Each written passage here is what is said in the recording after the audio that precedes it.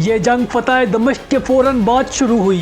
رومی سلطنت جو اس وقت شام میں اپنی آخری امیدیں بچانے کے لیے تڑپ رہی تھی، اب انہوں نے فہل کے مقام پر ایک بڑی فوج کو جمع کیا۔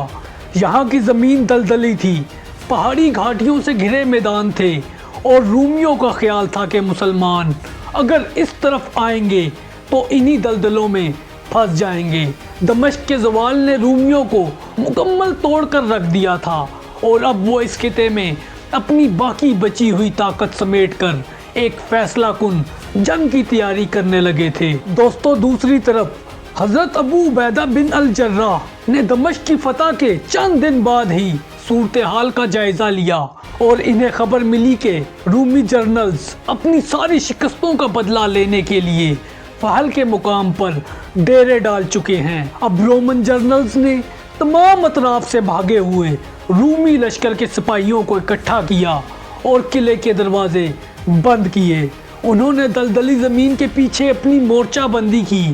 رومیوں کا منصوبہ یہی تھا کہ مسلمان کھلے میدان میں نہ آئیں بلکہ اس کیچڑ میں پھنس کر کمزور ہو جائیں۔